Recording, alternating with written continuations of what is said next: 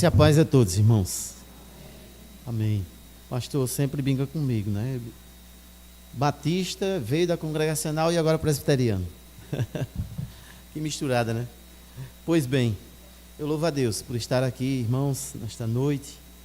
Já tenho vindo, né? Por conta da minha mãezinha e da minha sogra, que são membros daqui agora. Conduzindo elas, geralmente no meio da semana, e final de semana também tenho vindo. Mas vocês sempre vão estar me vendo por aqui, porque não posso abandoná-las, né? Então vou estar indo para Salgado, mas sempre vou estar por aqui. Eu agradeço ao pastor Alcimar pela confiança de acceder aqui ao púlpito para nós estarmos pregando, também ao conselho dessa igreja e a todos vocês que nos receberam com muita alegria aqui, né? E carinho. Irmãos, nós vamos fazer uma meditação num texto da palavra do Senhor que se encontra em Lucas capítulo 23. Lucas 23, a partir do verso 33.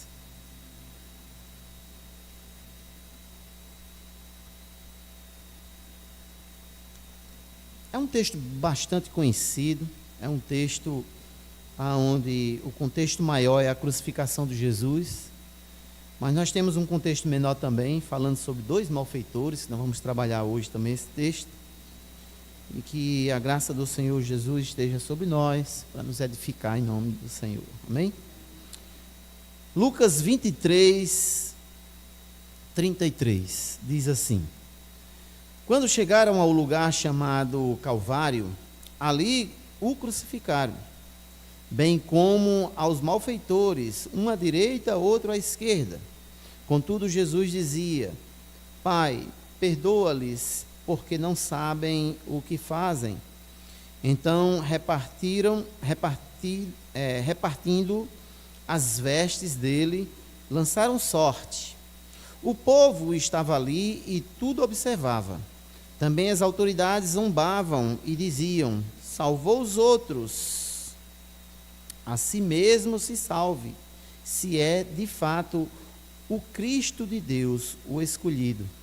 Igualmente, os soldados o escarneciam e, aproximando-se, trouxeram-lhe vinagre, dizendo: se tu és o rei dos judeus, salva-te a ti mesmo. Também sobre ele estava esta epígrafe, em letras gregas, romanas e hebraicas: este é o rei dos judeus.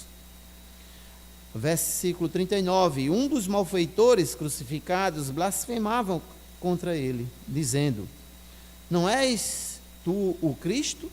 Salva-te a ti mesmo e a nós também. Respondendo-lhe, porém, o outro respondeu, dizendo: nem ao menos teme a Deus, estando sobre igual sentença? Nós, na verdade, com justiça, porque recebemos o castigo que os nossos atos merecem, mas este nenhum mal fez. E acrescentou: Jesus, lembra-te de mim quando vieres no teu reino. Versículo 43 e último diz assim: Jesus lhe respondeu: em verdade te digo que hoje estarás comigo no paraíso. Amém? Senhor nosso Deus e Pai, nós queremos neste momento te agradecer por tudo que já foi realizado aqui nesta noite, os louvores, as orações, a parte da leitura da tua palavra, o ofertório, tudo que aqui foi já apresentado diante do Senhor como forma de culto e adoração ao Senhor. Nós rendemos graças ao Senhor e suplicamos que o Senhor tenha recebido como forma de adoração dos teus filhos que aqui se encontram. E nesta noite, neste momento especial de ministração da tua palavra, nós suplicamos a presença do teu Espírito nos direcionando, falando ao nosso coração, através da tua palavra santa, e que de alguma forma, Deus, o teu Espírito possa estar agindo em nós, nos perdoando dos nossos pecados, talvez pecados involuntários, pecados que não confessamos e que nem lembramos, mas que o teu Espírito sabe aonde está, no compartimento da nossa alma. Então, neste momento, em nome de Jesus, nos perdoa, para que não haja nenhum empecilho ministração da tua palavra, Senhor. Em nome de Jesus aqui oramos. Amém. Eu sempre gosto de citar alguma obra de uns servos de Deus, homens de Deus que contribuíram e que contribuem para o reino de Deus aqui na terra, para a edificação da igreja do Senhor. Eu vou citar uma obra do reverendo John Stott, saudoso pastor inglês, faleceu em julho de 2011, mas deixou um legado fantástico para nós. E ele tem um livro fantástico chamado Ouça o Espírito, Ouça o Mundo. Bem conhecido esse livro, acredito que muitos aqui já conhecem. Ele faz uma citação desse livro dizendo o seguinte: devemos amar o Senhor nosso Deus com todo o nosso coração, alma, entendimento, e nossa mente deve ser renovada e nossas emoções purificadas. Nossa consciência deve estar sempre limpa e nossa vontade submissa à vontade de Deus. Linda, né, citação. Mas nós sabemos que isso aqui humanamente é impossível que aconteça na vida de um ser humano, se antes ele não tiver sido agraciado pelo Espírito bendito de Deus, dando-nos uma nova vida, uma vida transformada. O homem natural, ele não entende as coisas espirituais, diz a palavra do Senhor, o apóstolo Paulo escrevendo a primeira igreja de Corinto, capítulo 2, versículo 14, ele diz, olha, é impossível ao homem natural compreender as coisas espirituais, porque as coisas espirituais são discernidas ou compreendidas espiritualmente. Nós, porém, temos a mente de Cristo. É impossível ao homem natural se enquadrar dentro desse princípio aqui, que Stott aqui mostra, trabalhando essa área, ouça o Espírito e não o mundo. Porque nós precisamos ter uma mente restaurada, um coração, uma alma que ame a Deus profundamente, em todo o seu entendimento, todas as suas forças, como diz a palavra. É impossível o homem natural entender isso. Há uma necessidade de uma mudança, de uma transformação, de uma operosidade do Espírito de Deus em toda a obra da Trindade Santa bendita. Não é? A graça de Deus, o sacrifício de Cristo e a operosidade do Espírito de Deus nos capacitando, nos dando fé e nos capacitando a entender as coisas espirituais. Então nós, nesse contexto que acabamos de ler da palavra de Deus, nos mostra que essa obra foi concluída em Cristo Jesus. Aqui na cruz do Calvário estava se cumprindo o grande projeto de Deus, arquitetado pela Trindade bendita, o Deus tripessoal, Deus Pai, Filho e Espírito Santo. É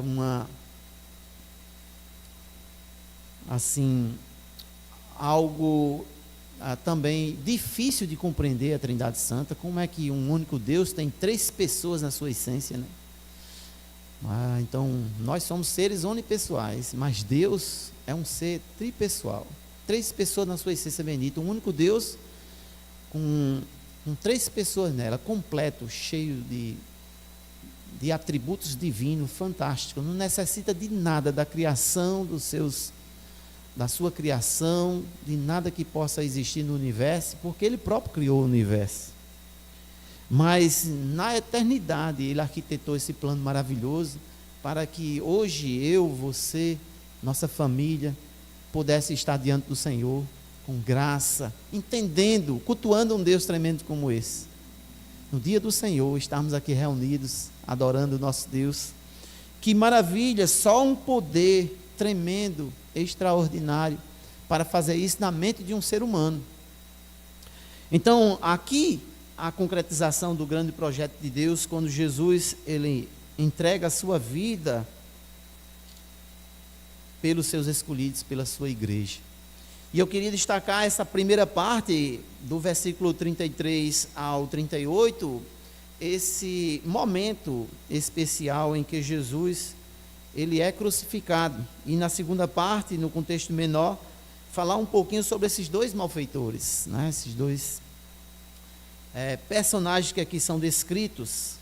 Então, no contexto maior, desde o capítulo 22 e o capítulo 23, ele trabalha essa questão do julgamento de Jesus, quando ele é preso, as últimas horas de vida de Cristo aqui na terra, para cumprir a vontade do Pai, da qual ele foi designado a vir.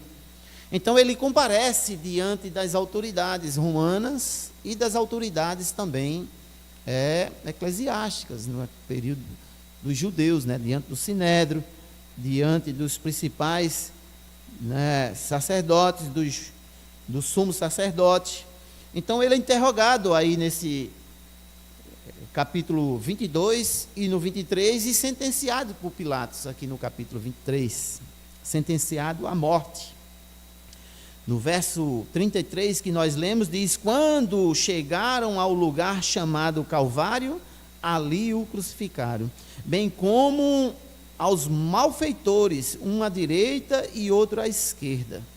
Então, eu queria destacar essa questão aqui, porque os 4 evangelhos trabalham essa passagem da palavra de Deus, da crucificação de Jesus, mas alguns trazem, impressionante como os 4 formam digamos assim, o histórico completo dessa realidade, porque o que Mateus às vezes fala no texto sagrado, Lucas não fala, mas já fala de uma forma diferente, e agregando essas informações, nós vamos passando a entender mais, de fato, o que aconteceu ali naquele episódio. Então eles trabalham bem, e eu queria destacar aqui nesse primeiro contato, os malfeitores. Sabemos que Jesus ali estava para cumprir a vontade de Deus, como já falamos, para que nós pudéssemos ter vida, era necessário que o Filho de Deus morresse. Temos um grande homem de Deus, do nosso meio reformado, chamado John Owen, né, que ele escreveu um livro fantástico, que fala sobre a morte da morte na morte de Cristo. Então a morte foi vencida com a própria morte, mas a morte não de uma pessoa comum, simples, homem nenhum poderia fazer isso, mas a morte de Cristo. Venceu a morte porque ele tinha, como ele mesmo diz no Evangelho de João, eu tenho o poder para dar a minha vida, mas também para reavê-la. Então ele entregou a sua vida para vencer a morte, dando aos seus seguidores, aos seus discípulos, aqueles que viriam a crer nele, o poder de vencer também a morte. Ele venceu para nós, agora a morte não é mais um terror na vida dos servos de Deus, na vida dos filhos de Deus, porque nós temos esperança. Não sei se vocês já tiveram a oportunidade, às vezes, de estar em velórios em que as pessoas não são crentes, e é um desespero total. Claro que um velório não é um lugar de alegria, mas às vezes é um desespero tão grande daquelas pessoas que ali estão, porque não tem conhecimento da esperança bendita que está em Cristo. O crente até sente a ausência do ente querido, que não há dor, acredito, maior de que a gente perder uma pessoa amada, pai, mãe, filho, parentes, seja amigos, quem for, irmãos em Cristo Jesus, quem a gente amava tanto estava ao lado. Então aqui dali traz um peso muito grande, mas o Senhor Jesus preenche esse peso, e a nossa alegria é saber que aquela pessoa já está com Cristo, ali está só o corpo, ali presente, a quem nós estamos honrando, e a Bíblia nos ensina a honrar, coisa que a história do cristianismo já tem perdido, né? Hoje nós temos crentes que acham que o corpo não vale nada, tem que jogar o corpo lá, esqueça, não cuida. Não, as escrituras, a palavra de Deus sempre nos ensinou a guardar. Nós temos exemplo de patriarcas que guardam o corpo, né? José, que pediu para que os seus ossos fossem levados para a Nova Canaã. Os patriarcas que tinham os sepulcros bem guardados, que compravam terrenos, faziam tudo direitinho, porque Deus valoriza o nosso corpo assim como nossa alma. Nós não somos só um ser imaterial, nós somos um ser material também, físico, e o corpo precisa ser honrado, guardado, mesmo após morto tem que ter as suas honras. Não é? Por isso que Jesus teve todo aquele cuidado, os discípulos de Jesus teve todo aquele cuidado em ungí-lo, em guardar as mulheres, principalmente as seguidoras de Jesus. Então estamos ali naquele momento ali honrando, mas sabendo que a nossa alma já está com Cristo, a alma ou o Espírito, assim como queira, né? Para nós são sinônimas.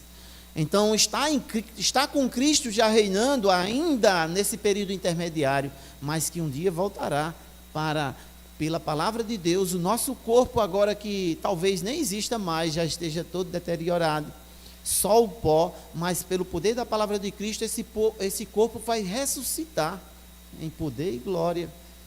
É um corpo transformado, modificado, que se juntará com o seu Espírito que vem junto com Cristo na sua segunda vinda, e aí nós teremos esse corpo transformado para estar com Cristo por toda a eternidade. Então, é uma esperança muito bendita. Sabemos que o nosso pai, o nosso irmão, o nosso ente querido, quando morre em Cristo, é só por um breve período de tempo que nós estaremos ausentes deles, porque brevemente estaremos juntos novamente com esse ser querido. Então não há tanto desespero, é mais a angústia do momento da morte, que a gente não está muito preparado para isso, ainda na perspectiva humana, mas a palavra de Deus nos encoraja a ficar muito alegre. Então é dessa forma, sabemos que nesse texto aqui, Cristo veio para cumprir tudo isso. E outra coisa que eu queria destacar no verso 1 aqui, são os malfeitores, não é? Na segunda parte diz, ali o crucificaram, bem como aos malfeitores, um à direita e outro à esquerda. Mateus vai trabalhar essa ideia como sendo ladrões, lá em Mateus capítulo 27, 38, ele já chama de ladrões. Malfeitor e ladrão são palavras gregas diferentes. Aqui Lucas ele apura mais, porque Lucas, como um historiador, né, e você pode observar que o evangelho de Lucas sempre é mais detalhado, ele é muito detalhista, porque ele acurava as histórias, apesar de não ter andado propriamente com Cristo, mas andou com os discípulos que andou com Cristo, e era um dos requisitos para o texto sagrado. Mas ele estava ali de lado da história, na época de Cristo, escrevendo esse texto aqui sagrado e acurando as ideias. Então, malfeitores aqui traz uma conotação maior. No grego, traz a ideia de ser um indivíduo que talvez roubasse e ao mesmo tempo cometesse homicídios, chamamos hoje de latrocínio, por exemplo, é o roubo seguido de assassinato. Traz esse contexto também, porque dentro do contexto histórico, nós vamos entender que para morrer de morte de cruz, eram só os mais terríveis criminosos, do qual o Senhor Jesus, sem ter crime nenhum dentro desse contexto aqui, não foi achado nele, o crime dele foi ser acusado de ser rei dos judeus, e morreu por conta de uma tradição, porque até o próprio Pilatos, né, as autoridades romanas, o observou que isso não era crime de ser morte, mas por conta de uma tradição lá, foi escolhido Barrabás para a vida e Cristo para a morte, para se cumprir as Escrituras. Então, o contexto mostra que aqueles que morriam de morte de cruz eram não meramente ladrões, como lá em Mateus chama, e a palavra grega traz a ideia, aquele que furtava, ladrões que saqueavam, e tem uma expressão que lá fala de saqueadores também, uma versão que fala sobre isso, aqueles que viviam do alheio, das coisas alheias. Mas juntando as duas informações, nós vamos entender que era um indivíduo que vivia das coisas alheias, que roubavam, mas também que cometiam homicídios. E daí ele está aqui, e ele é consciente disso, né? A partir do verso 39, nós vamos ver no verso 40 que o malfeitor ele é bem consciente da pena de morte, porque eles estavam ali diante de uma pena de morte. E o indivíduo diante de uma pena de morte, porque furtou alguma coisa, talvez até ele dissesse que era injusto. Mas ele mesmo diz, respondendo no versículo 40, respondendo, porém, o outro respondeu dizendo, nem ao menos teme a Deus, estando sob igual sentença. 41, nós, na verdade, com justiça, recebemos o castigo que os nossos atos merecem, com justiça. Estavam ali diante da pena de morte. Então não eram pessoas muito boas. É interessante. É interessante por quê? Porque a tradição traz a ideia de que esse malfeitor aqui era uma pessoa boa. Vamos ver um pouquinho mais para frente, entendendo isso um pouco. Então, não só eles, né, estavam ali diante do Senhor, mas também Jesus recebeu os vitupérios, né? Eu acho que é vitupérios essa palavra, né? Os escárnios, né, dos religiosos daquele período, né, que estavam ali. As Escrituras nos mostram desse texto que nós vimos aqui, a partir do verso 36, né? Igualmente os soldados, verso 35, o povo estava ali e a tudo observava, também as autoridades que ali zombavam de Cristo, não é? Salvou os outros, salvam a si mesmo, e escarnecia: se tu és o Filho de Deus, o Cristo, desce da cruz e salva a ti mesmo.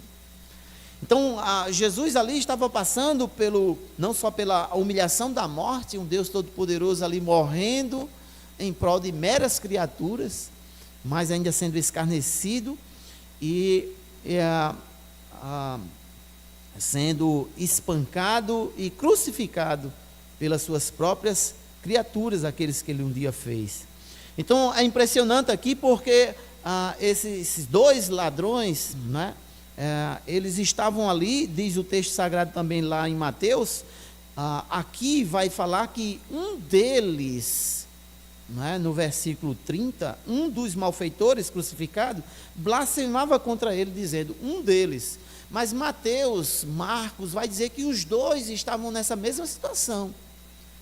Nas primeiras horas do dia, esses dois, assim como os religiosos, os soldados romanos, escarneciam de Jesus, aquele povo que ali estava, mas também os dois também zombavam de Jesus.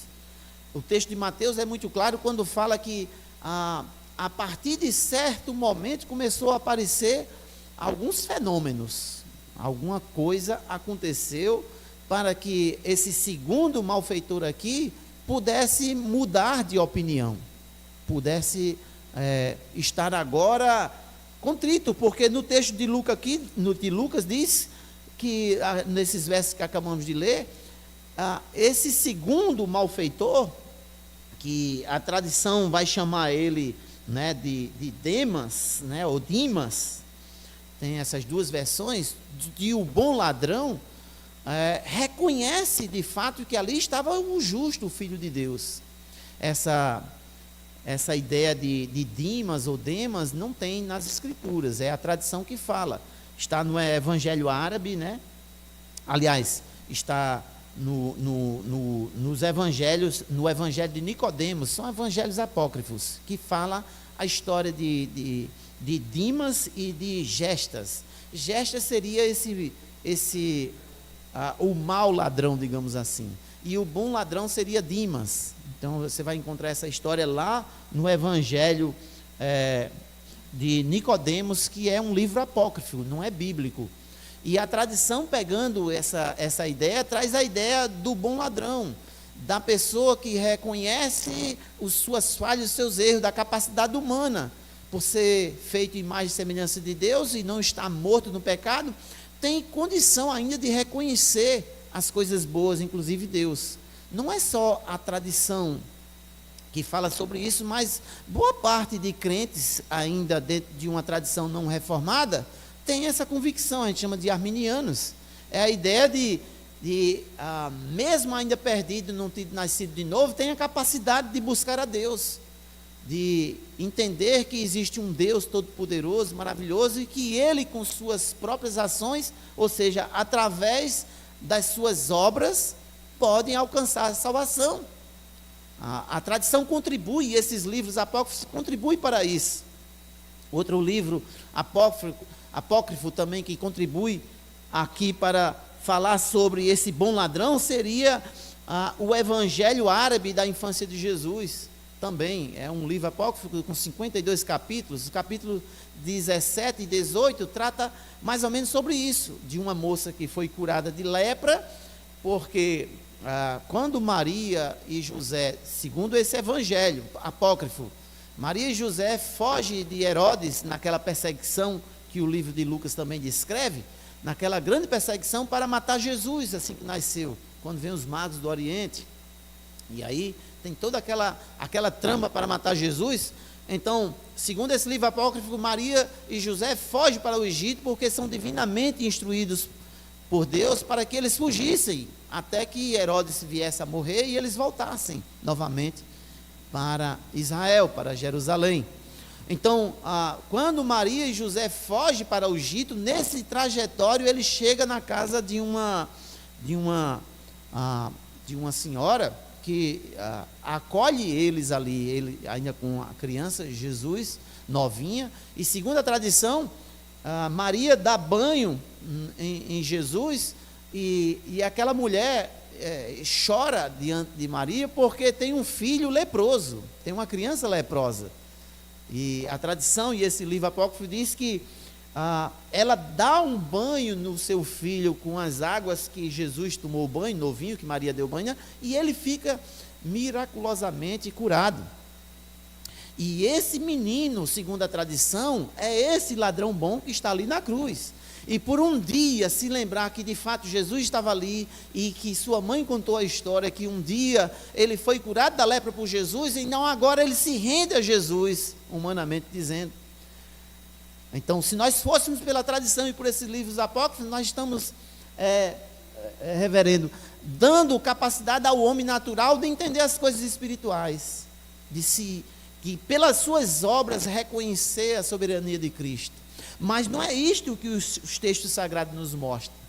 O texto sagrado nos mostra, e a palavra de Deus, de Gênesis e Apocalipse, vai nos mostrar isso, que o homem, ele nasce morto nos seus delitos e pecados, morto espiritualmente e cotado a uma morte física, e depois ser lançado no inferno por toda a eternidade. Foi para isso que Jesus veio, para salvar o seu povo, a sua igreja, aqueles que viessem crer. Então não tem condição do homem reconhecer por conta do seu trajetório, das suas obras, da sua caminhada. Então nós negamos a tradição, nós negamos os livros apócrifos e ficamos pelas Escrituras. E as Escrituras nos mostram que houve trevas, o céu se escureceu, o templo se rasgou, o véu do templo se rasgou pelo meio. Houve palavra de Jesus que ainda de estar sofrendo, aqui no verso 34, como diz aqui, contudo dizia: Pai, perdoa-lhes porque não sabem o que fazem.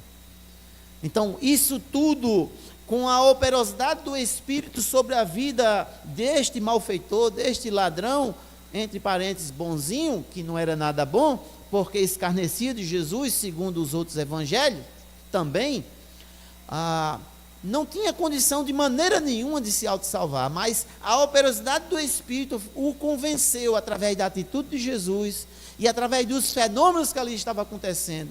O Espírito de Deus deu graça sobre a vida dele, fazendo com que ele percebesse soberanamente ou sobrenaturalmente o que estava ali acontecendo, e ali ele reconhece de fato que quem estava diante dele era o Cristo, verdadeiramente o Filho de Deus.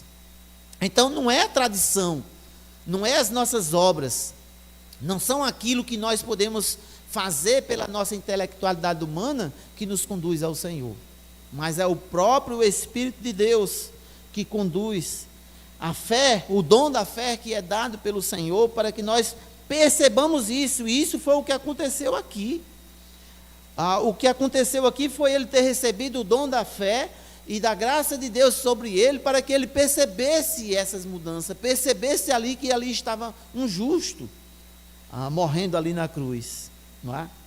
Então, vejam que ele percebe aqui o ato sacrificial de Cristo Jesus ali, e isso é impossível pelas Escrituras, que um ser humano natural venha a compreender, como nós acabamos de falar. Então, a salvação é da parte de Cristo, quando ele fala no versículo final aqui, no capítulo 31 do texto que nós lemos, quando ele diz, no versículo 42, esse malfeitor, depois de ter visto tudo isso e sendo convencido pelo Espírito de Deus, ele recebe aqui o conforto de Jesus, dando uma afirmativa e uma certeza para ele. Verso 42, acrescentou: Jesus, lembra-te de mim quando vieres no teu reino. A ideia aqui é que o reino de Cristo podemos interpretar, e como nós interpretamos até hoje ainda, o reino total ou visível de Cristo ainda é futuro, mas ele já existe, e é o que Jesus diz no verso 43, quando ele diz assim, Jesus lhe respondeu: em verdade te digo que hoje estarás comigo, ou estarás comigo no paraíso. A ideia de paraíso aqui, a ideia persa, a ideia de trazer, e nas escrituras traz a mesma coisa de céu, é traduzido aqui como céu, como presença de Deus, ainda que haja doutrinas separando isso, Hades, compartimento bom, mal, onde a pessoa fica até esse período intermediário, ainda que haja esse monte de doutrina, mas entendemos diretamente aqui que Cristo, ao ser crucificado e morto, o seu espírito foi para o céu, está com Deus até o terceiro dia, onde ele seria ressuscitado novamente. Por isso que Cristo diz: ainda hoje estarás comigo no paraíso, que era compreendido muito bem ali naquele período. Então a perspectiva daquele ladrão agora convertido, e a operosidade do Espírito Santo sobre a vida dele, tinha já e esperava e pediu o favor de Cristo para que um dia, quando esse reino de Jesus fosse implantado, ele pudesse estar lá pela misericórdia de Cristo. E Cristo diz: ainda hoje estarás comigo no paraíso. Essa ideia, essa certeza, essa afirmação que fizemos aqui no início. A nossa alegria não na morte, mas em saber que os nossos entes queridos, ao morrerem, partem para a glória com Cristo, e aonde nós iremos também. Temos essa fé, por isso adoramos esse Deus maravilhoso, por isso nos reunimos no dia santo do Senhor para adorar, para dizer ao Senhor, diante dele, com cânticos, com a nossa profissão de fé, que nós somos gratos pela salvação, pelo favor imerecido, pela graça maravilhosa derramada sobre nós, sobre a nossa vida. Então nós vamos ver aqui que a um foi dado essa graça, mas ao outro não foi dado. O outro continuava na sua obstinação, na sua, digamos assim, forma natural de vida. A esse aqui, e nós não sabemos os motivos pelos quais a um foi revelado e a outro não foi, porque muitas vezes nós somos salvos e chegamos ao conhecimento da palavra de Deus, e os nossos parentes, às vezes amigos e outros não são. Isso compete a Deus saber quem são os eleitos dele ou não, mas compete a nós, como servos de Deus, pregar para eles também, amá-los, servir com alegria também a esses nossos amigos, parentes e irmãos que não são crentes, porque só Deus sabe o momento exato. E como nós estamos vendo nessa passagem aqui, nos últimos minutos, talvez, de vida, houve esperança para esse que aqui estava. Esse aqui, um malfeitor, como já falamos, talvez homicida, sem dúvida nenhuma, para estar ali nessa sentença de pena de morte, nunca, talvez, tenha seguido a Cristo, mas algo sobrenatural, o chamado eficaz de Deus para os seus eleitos, brilhou sobre ele naquele exato momento ali que estava. Por isso que nós devemos sempre ter no nosso coração esperança pelo ente querido que insiste ainda em rejeitar a Cristo, em servir a Deus, seja marido, seja filho, seja parentes. Devemos insistir porque há esperança enquanto há vida. A igreja precisa estar atenta a isso, a fazer a vontade de Deus, a estar insistindo constantemente, porque no momento oportuno, seja ele na hora da morte talvez, Deus pode agir na vida dessa pessoa, aonde foi plantado o evangelho, aonde o Espírito bendito de Deus está atuando, e salvá-lo. Então nós encontramos aqui uma esperança e também um estímulo para a igreja, porque às vezes nós queremos pregar, ensinar, e quando nós não recebemos um sim daquela pessoa que nós investimos tanto, que tanto evangelizamos e pregamos, a gente logo desiste. Não podemos desistir, devemos continuar firmemente naquilo que o Senhor determinou para a igreja e para o seu povo, pregando, porque às vezes a gente diz, é tão incrédulo, né?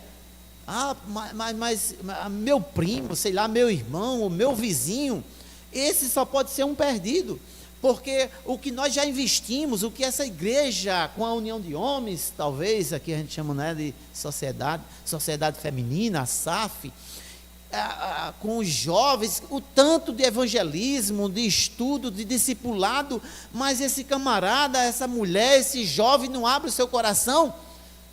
Vou lavar as mãos.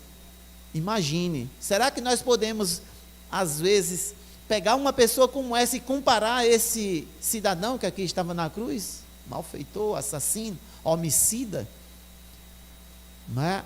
E teve esperança para ele, teve esperança. Então é orar, irmãos, é orar para que Deus opere no meio da nossa família, no meio do nosso povo, para que Deus opere na vida das pessoas que adentram nas portas dessa igreja, porque assim como havia duas situações diferentes, às vezes isso também acontece dentro da igreja. Na igreja do Senhor, muitos entram por essas portas, né? Nesta mesma situação, entram por essas portas, talvez como o primeiro malfeitor aqui, se tu és o Cristo, salva-te a ti mesmo e salva nós também. Ele estava à procura, ou ele estava interessado no que Jesus poderia oferecer para ele, né? A salvação, tirar ele dali, libertar ele dali. Será que ele estava interessado em reconhecer? Não estava, porque não houve uma operosidade do Espírito Santo de Deus. Muitas pessoas, e hoje é de praxe dentro da maioria das igrejas evangélicas, entram dentro das igrejas por essas portas, muitas vezes, à procura, talvez, né, de um milagre, à procura, né, de uma consolação. Às vezes, pode estar à procura de uma bênção qualquer, necessita de uma bênção. Então, o lugar melhor que se pode ter é onde? Na igreja, aonde dizem que lá tem milagre, aonde dizem que lá há a operosidade do Espírito Santo de Deus. Então, às vezes as igrejas enchem, e é possível que nós tenhamos membros que às vezes vê a igreja nessa perspectiva, na perspectiva de busca de milagre, de busca de solução para os seus problemas. Esse malfeitor aqui, ele queria uma solução para o seu problema. Se tu és o Cristo, desce daí, salva a ti mesmo e a nós também, porque afinal de contas tu és o Filho de Deus. Então tem pessoas que vêm para a igreja e tem membros que ainda estão dentro dessa perspectiva, achando que a igreja é um lugar mágico, ou talvez de um Deus que está soltando milagres por aí, porque é só o que nós temos hoje na televisão, né? nas teles igrejas, a mídia. Pare de sofrer, venha buscar a sua bênção, venha buscar a sua cura, venha buscar seu milagre, venha buscar o seu sucesso profissional. Então, o meio evangelical está assim, cheio de pessoas que não querem servir ao Senhor, ou que ainda não reconhecem, porque não houve a operosidade do Espírito de Deus na vida deles, não reconhece o seu estado de miséria, de pecador, de ser insignificante diante de um Deus todo-poderoso, que salva, que liberta, porque Ele quer uma transformação na vida, e Ele quer levar você para o céu por toda a eternidade. Então, estar dentro de uma igreja também é estar dentro dessa consciência, sabendo quem você é, quem você foi, e se não foi algum malfeitor e passou, muitos de nós foi. A minha vida de jovem foi uma vida preguiça, mas eu fui resgatado, vim conhecer o Evangelho a partir dos 20 anos de idade, apesar de estar dentro da religião. Então eu sei quem eu sou, eu sei da misericórdia de Deus sobre minha vida, Eu sei porque eu sirvo a Ele hoje, e porque eu busco no dia santo do Senhor, nas atividades da igreja, na igreja que Ele fundou para que eu pudesse andar nela.